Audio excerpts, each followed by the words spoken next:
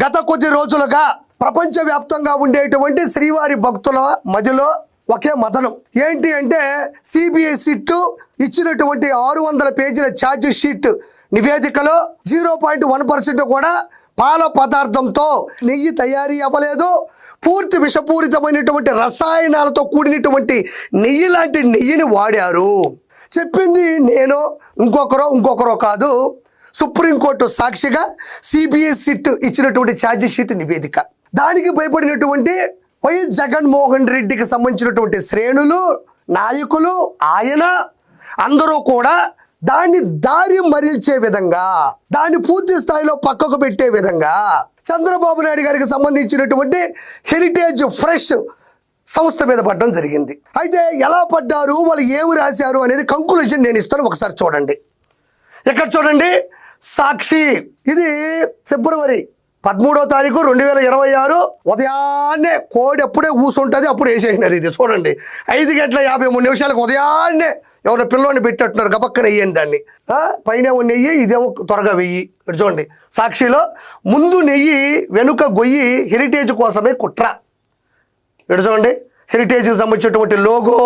ఇక్కడ చూడండి, ఒక్క నిమిషం మార్క్ తీసుకుంటాను. నెయ్యి కాంట్రాక్టు కోసం దిగజారిన చంద్రబాబు, సాక్ష్యాలతో సహా బయటపడ్డ దుర్మార్గం, దేవుడి పవిత్రమైన లడ్డు ప్రసాదంపై దారుణమైన అబండాలు.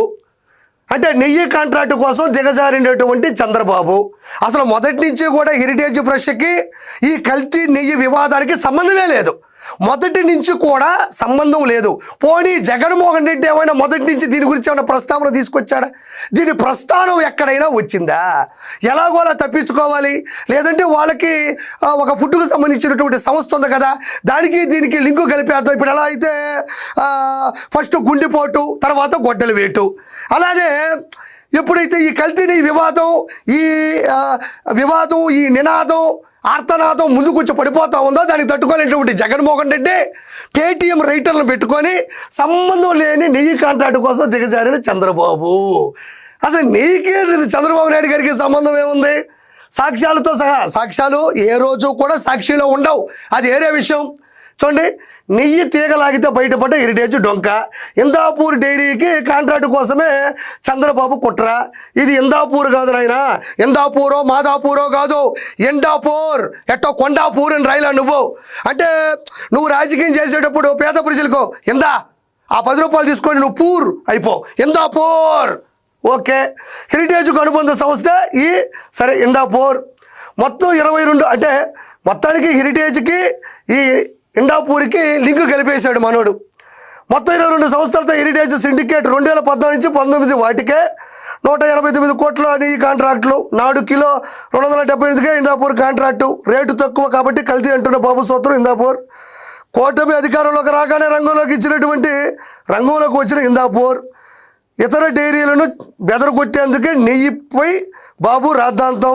అందుకే టెండర్లలో పాల్గొనని ప్రముఖ డైరీలు.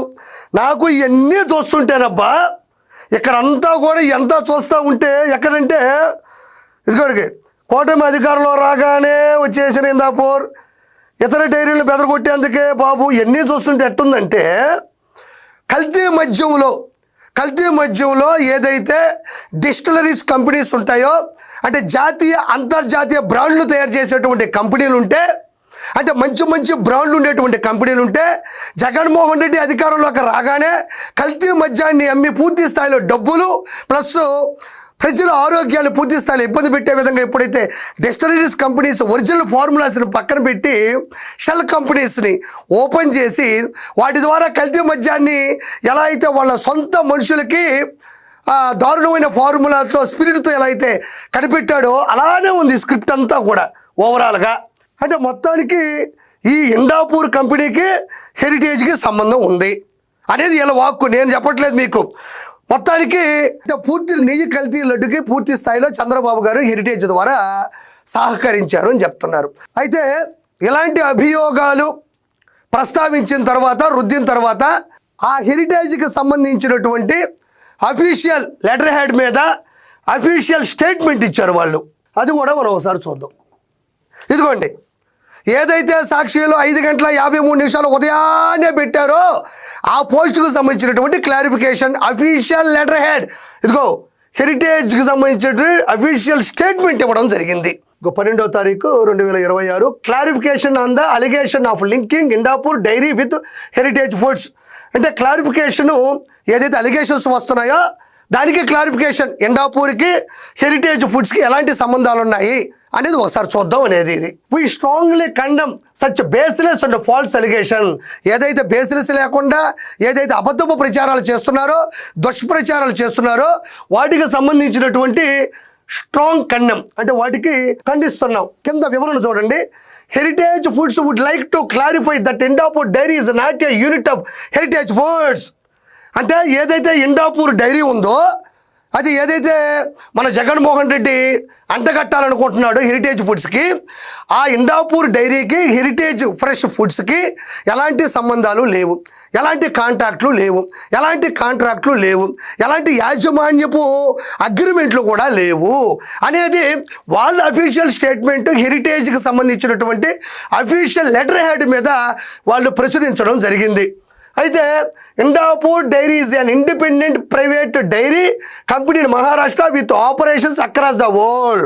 ఏదైతే ఇండాపూర్ డైరీ ఉందో అది ప్రపంచవ్యాప్తంగా విస్తరించినది, ప్లస్ అది మహారాష్ట్రలోని ఒక ప్రైవేట్ ఇండిపెండెంట్ డైరీ కంపెనీ అని ఇది లెటర్ హెడ్ మీద చెప్తున్నారు. Heritage Food is one among over a dozen dairy companies that buy select dairy ingredients and products as well as do contract manufacturing of cheese, UHT milk, SMP and paneer.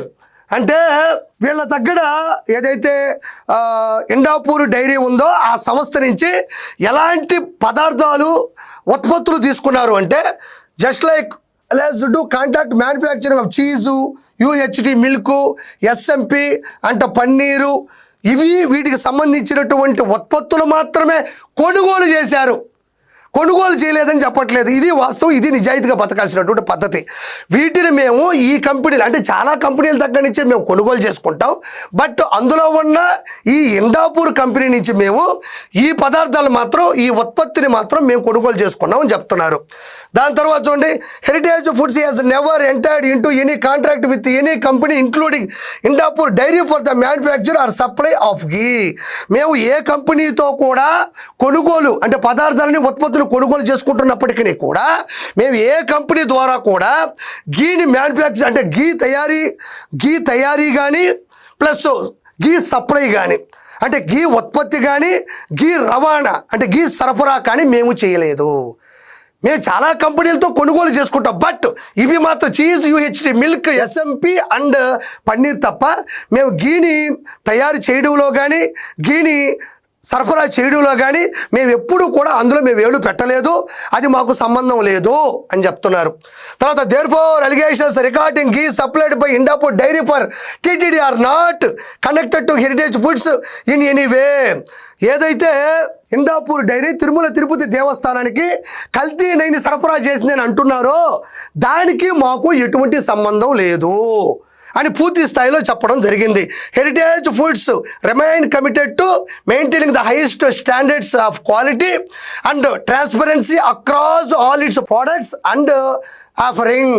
అంటే మేము ఏది ఇచ్చినా quality ఉంటుంది, quantity ఉంటుంది, స్పష్టత ఉంటుంది, నిజాయితీ ఉంటుంది, స్వేచ్ఛత ఉంటుంది. మేము ఇచ్చే వాటిలో 100% విషపూరిత రసాయనాలు లాంటివి కానీ జగన్మోహన్ రెడ్డి ఏదైతే కల్తీ నెయ్యిలో కలిపాడో అలాంటి కెమికల్స్ కానీ అవేం ఉండవు. చాలా నిబద్ధతగా స్పష్టతగా నిజాయితీతో కూడినటువంటి పదార్థాలనే మేము అమ్ముతాం తప్ప కొనుగోలు చేస్తాం తప్ప మాకు దీనికి సంబంధం లేదు అని ఇక్కడ చూడండి. Thank you. ఇది చూడండి, J Sambamurthy, chief operating officer, Hyderabad. ఆయన సిగ్నేచర్ కూడా ఉంది. వీళ్ళ నేచర్కి సిగ్నేచర్, ఇదే సమాధానం. ఇక్కడ ఓవరాల్గా మనం చెప్పుకోవాలి అంటే ఇండాపూర్ కంపెనీతో ఇండాపూర్ ఏదైతే డైరీ ఉందో ఆ డైరీ నుంచి మేము కొన్ని పాల పదార్థాలని కొనుగోలు చేశాం, కానీ మేము నెయ్యి తయారీలో కానీ నెయ్యిని సరఫరా చేసిన విధానంలో కానీ మాకు సంబంధం లేదు. అంతేగాని మేము ఇచ్చే ఏ పదార్థాలైనా క్వాలిటీ ఉంటుంది, క్వాంటిటీ ఉంటుంది, ట్రాన్స్పరెన్సీ ఉంటుంది తప్ప మేము విషపూరితమైనటివి కానీ మనుషులకి హాని కలిగించేటువంటి ఏ పదార్థాలు కూడా మేము అందులో కలపడం లేదు. ఈ కంపెనీలే కాదు, ఏ కంపెనీలతో కూడా మాకు నెయ్యికి సంబంధం లేదు అని పూర్తి స్థాయిలో official statement heritage fresh foods నుంచి కూడా ఇవ్వడం జరిగింది. ఇది చంద్రబాబు నాయుడు గారు చెప్పినా, భువనేశ్వర్ గారు చెప్పినా, అక్కడ పనిచేసేటువంటి అధికారులు చెప్పినా కూడా, అందులో పనిచేసే వాళ్ళు చెప్పినా, ఈ అఫీషియల్ స్టేట్మెంట్ వచ్చిన రెండు ఒకటే. ఇవన్నీ ఓపెన్ స్టేట్మెంట్. వీటికి నీ దగ్గర ఆధారాలు ఉన్నాయా? వీటికి నీ దగ్గర నిరూపణలు ఉన్నాయా అని నేను ఈరోజు నేను ప్రశ్నిస్తుండా. ఇది ఎక్కడికి పోదు, నువ్వు గూగుల్లో కొట్టినా వస్తుంది. ఇవన్నీ కూడా వాళ్ళు ఇచ్చారు. నువ్వు దమ్ము ఉంటే ఇది నిరూపించు. నువ్వు చెప్పేది నిజమని నువ్వు నిరూపించవయా? కాబట్టి ఇది కరెక్ట్ కాదు. అయితే ఈరోజు హెరిటేజ్ ఫ్రెష్ ఫుడ్స్కు సంబంధించి జగన్మోహన్ రెడ్డి 4 మాటలు రాశాడు. వీళ్ళు నిజాయితీగా లెటర్ హ్యాడ్ వదిలేరు. అయితే ఈడ మనం గమనించినట్లయితే అసలు హెరిటేజ్ ఫ్రెష్ ఫుడ్స్ అనేది ఏ స్థాయిలో ఉన్నాయి, ఏ స్థానంలో ఉంది అనేది ఒకసారి చూద్దాం. ఇక్కడ చూడండి, ఇక్కడ చాలా క్లియర్ కట్గా ఉంటుంది. ఇది కేవలం జగన్మోహన్ రెడ్డి లండన్కి వెళ్తాడు. ఎందుకు? టాబ్లెట్లు, మందులు తెచ్చుకోవడానికి పోతాడు. కానీ నారా భువనేశ్వర్ గారు, చంద్రబాబు నాయుడు గారు వెళ్ళింది ఆ మందుల కోసం కాదు, వాళ్ళకి అవసరం లేదు.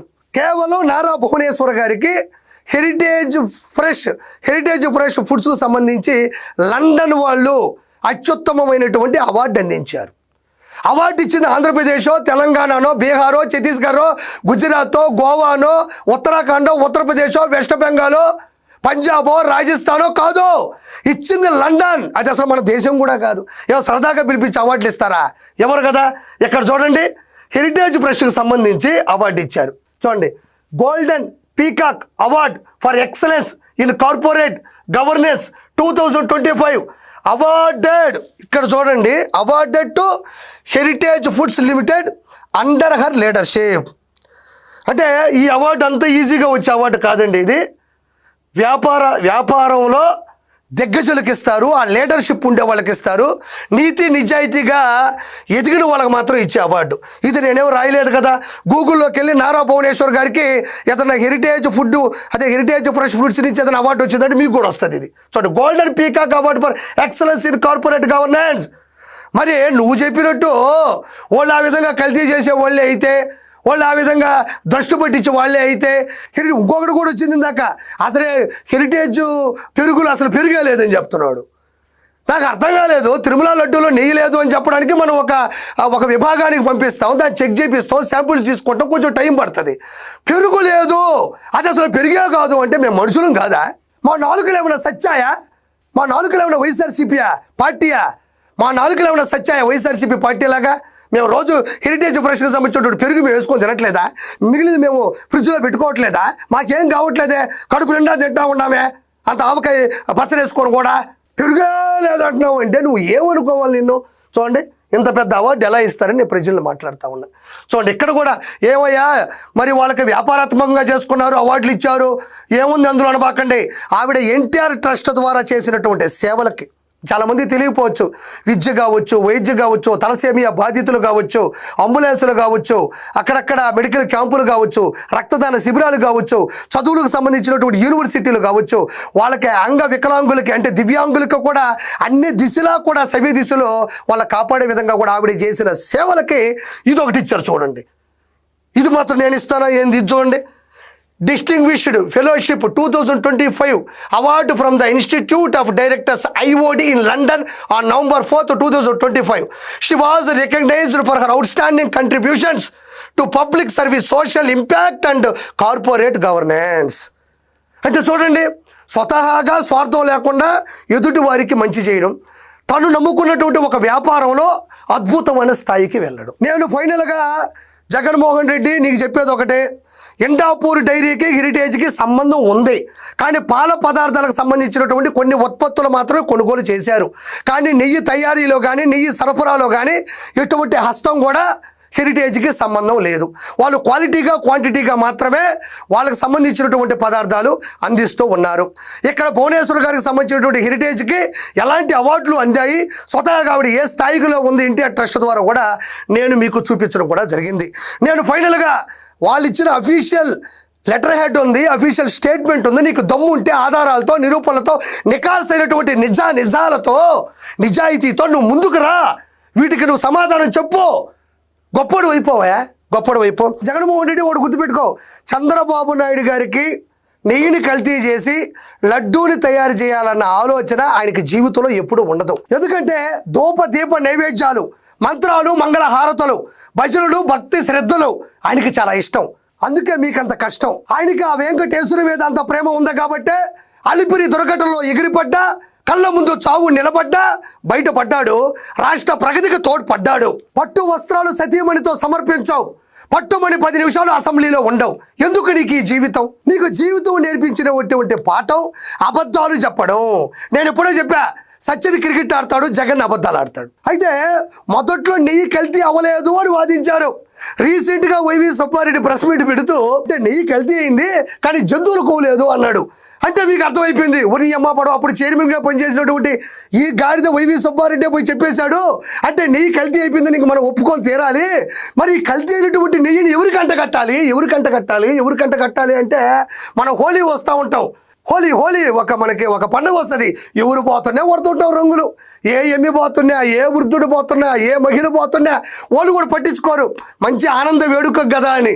అలానే ఈ కల్తీ నేను ఎవరికి అంటగట్టాలని చూస్తే చంద్రబాబు నాయుడు గారికి ఉండేటువంటి హెరిటేజ్ ఫ్రెష్ ఫుడ్స్ మీద ఎలాగో పెరుగు ఉంది కదా, పెరుగు నెయ్యి కొంచెం అన్నదమ్ముల్లో ఉంటారు కాబట్టి దాంట్లో కలిపేద్దామని అంటగట్టడం జరిగింది.